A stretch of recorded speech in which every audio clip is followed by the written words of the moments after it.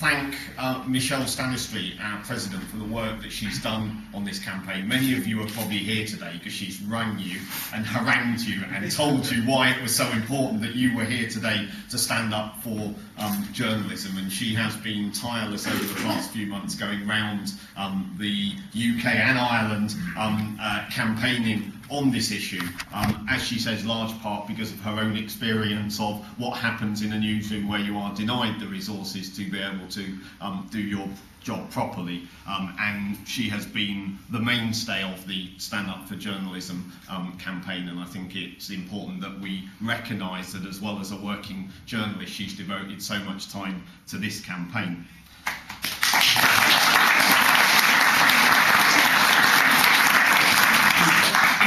It is to the shame of the Society of Editors that they had MI5 speaking to them rather than Karen Reisman.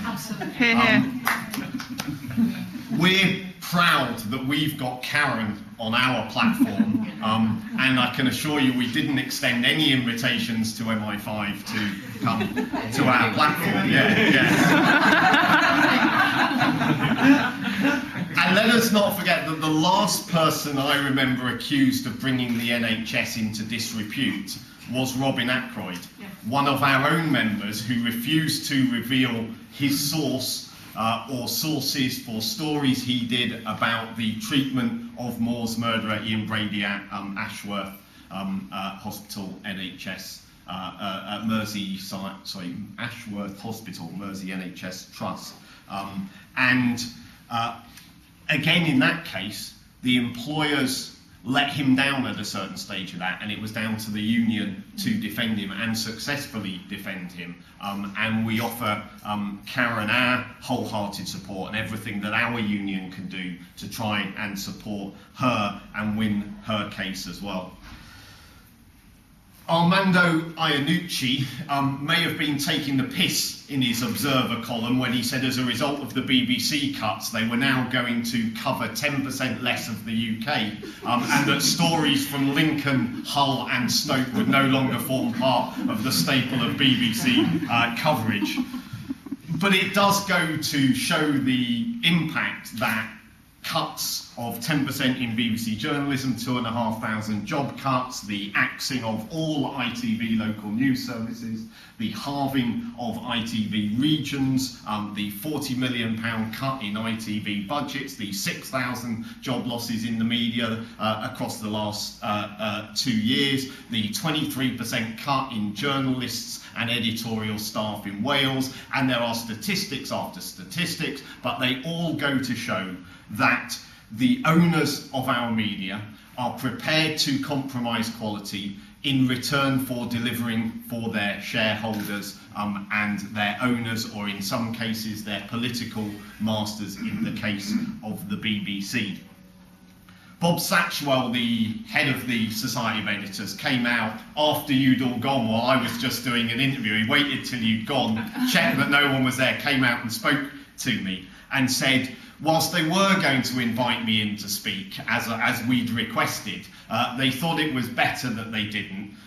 But I could rest assured, because they were discussing the same issues that were concerning us. That's all right then. I said to him that the real threat to journalism doesn't come from technology, not from new media, not even from trends such as citizen journalism, but from those, like some of his members and the owners, who treat information and news as nothing more than a commodity, and from the domination of corporate interests over news value. Whatever the media, investing in quality content, not short-term cost-cutting and staff-cutting, is the best guarantee of long-term success. For us as a union, that means the fight for quality, standards, ethics and integrity is and must remain central to our campaign, starting out fighting for good terms and conditions and the professional standing of journalists in the workplace, but also extending out, like today, to build support in the communities we serve, because the changes we're talking about have an impact, not just in job losses, but job losses result in increased working hours, short staffing, people less able to leave the office to cover a story. As a result of staffing shortages, we've seen a growth in the use of young journalists on so-called work experience, in reality cheap or free labour, or on the reliance of so-called citizen journalists to fill spaces left by the lack of trained professionals. We've seen training budgets cut, an ongoing attack on wages and conditions, casualisation and forced freelancing once again widespread across the industry.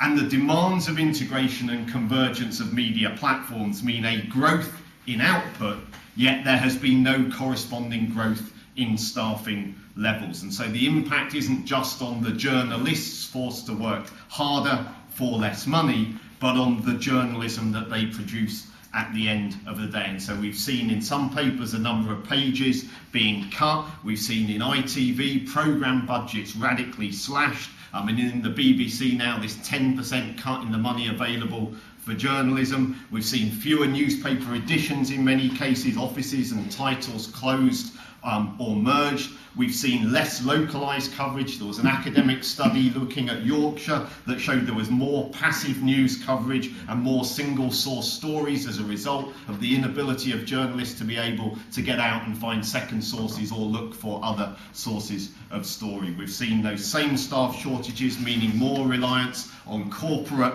or political PR, a creeping editorial conformity, less risk-taking, and the cuts falling heaviest on resource-intensive journalism or investigative journalism, which takes resources. And staffing cuts, as Karen was alluding to about health, mean fewer specialist reporters, fewer political correspondents, fewer council reporters, which in turn means less scrutiny of authority. And if we want two examples of where this trend is going, Pasadena News, an online publication, has two local authority, local council reporters. You would think that that's brilliant, something we would all want. The problem is they are based in Bangalore, they cover Pasadena local authority, and they cover it by either watching live streams of it or, more likely, ringing up council press offices afterwards and finding out what went on at council meetings. Now, we know that is happening increasingly here. We haven't yet had any reporters outsourced to Bangalore, but it may be a matter of time.